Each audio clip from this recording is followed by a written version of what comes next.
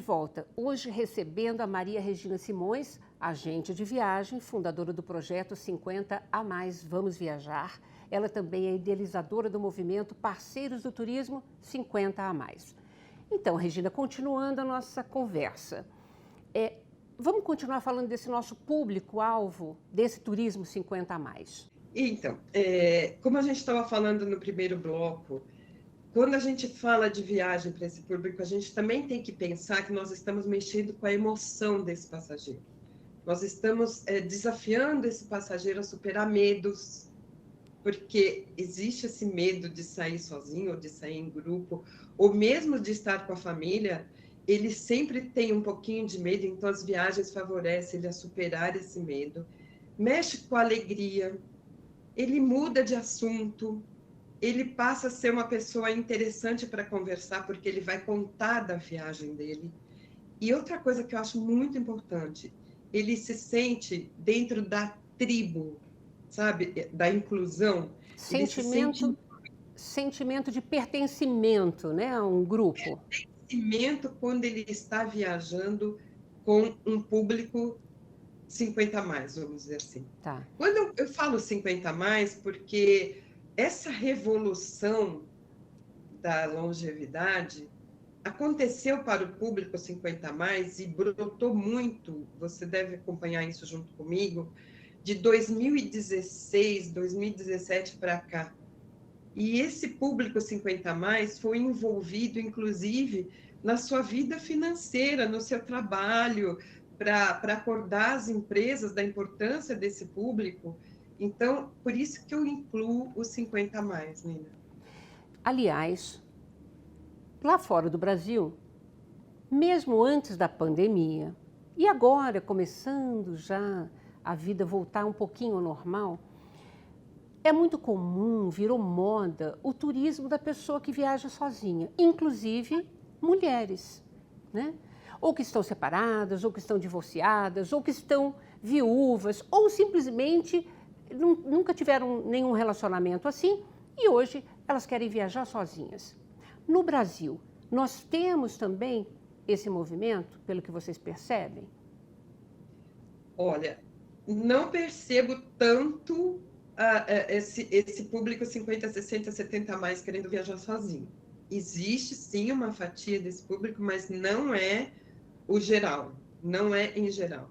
Em geral, esse público gosta de viajar em grupo. Na verdade, assim, olha, eu queria que você, se você pudesse, passar para a gente algumas dicas. Por exemplo, se eu sou 60 a mais, eu quero fazer uma viagem, eu tenho que me programar muito tempo antes. Qual que é a dica que você pode nos dar? Eu sempre falo assim, Linda, a viagem é o antes, o durante e o depois. Nosso público gosta muito do antes, porque a gente conversa muito, a gente fala da mala, a gente fala das roupas que você vai levar na sua viagem, a gente fala de se preparar fisicamente. Fisicamente, eu digo caminhada, estar bem fisicamente para subir as escadas de uma igreja. Então, você vai fazer exercício antes. Um mês antes, você já vai se preparar para a sua viagem. Você vai se cuidar, a sua aparência mesmo.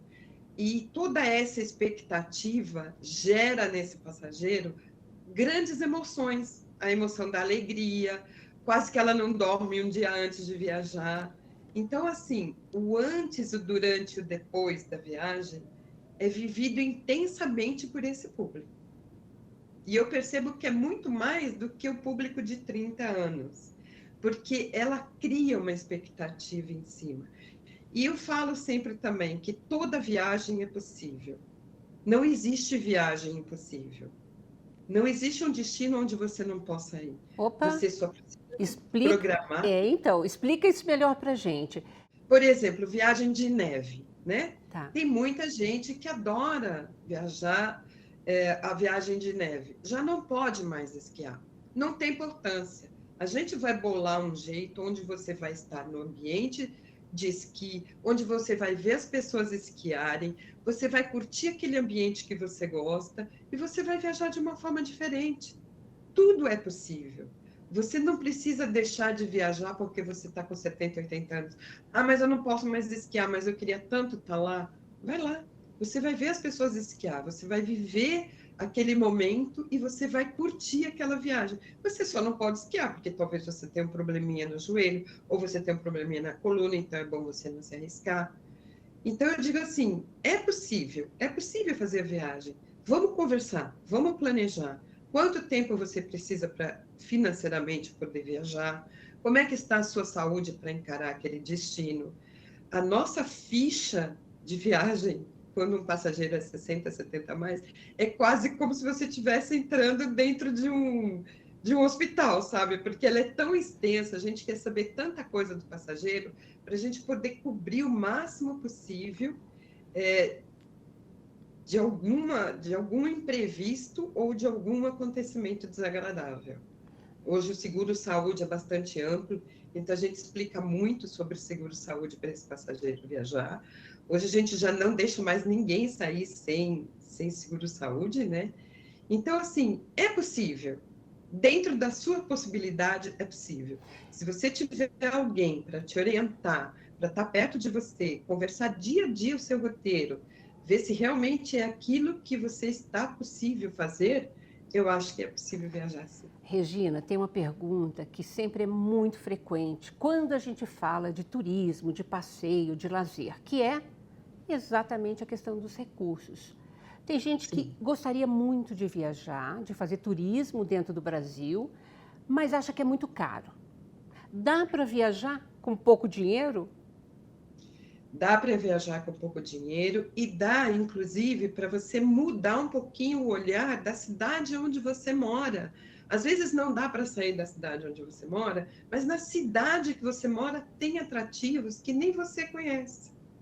Quanta gente em São Paulo ainda não foi conhecer o Parque do Ibirapuera, que é um parque maravilhoso, gratuito, onde você pode fazer caminhada, onde você pode assistir concertos e shows gratuitos. E você acaba curtindo um final de semana na sua cidade e você saiu de casa, você se movimentou, você conheceu gente, reúne 3, 4, 5 amigas. Vamos sair para fazer um passeio na nossa cidade, enquanto a gente não pode sair da nossa cidade. Hoje existem passeios de trem próximos a São Paulo. Eu estou falando com relação à cidade de São Paulo, né? Mas cada cidade hoje tem trabalhado o seu turismo para atrair o próprio morador da sua cidade. Isso a Secretaria de Turismo de São Paulo vem fazendo muito bem. Vários outros estados, inclusive, têm investido bastante também, né, nesse segmento. Sim, sim. Porque o Brasil é muito rico em turismo, Lina. O Brasil é muito rico. E as cidades pequenas, tanto quanto as cidades grandes, estão hoje percebendo que é importante pegar o seu polo, o seu coração, a batida do seu coração e falar: aqui existe um turismo. Existe um turismo gastronômico, um turismo religioso, um turismo aventura, enfim. Cada cidade hoje está vendo qual é A o sua seu cartão de vocação, né? Uhum. o seu cartão de visita e está colocando no ar para todo mundo ver. E começando pelos moradores da sua cidade.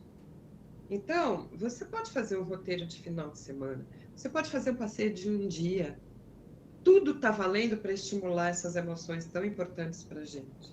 É, porque fazer turismo depois dos 60, 70 anos, até é uma forma também de a gente combater a tal da solidão, da gente socializar mesmo, né? Não, estimula a memória, estimula a memória.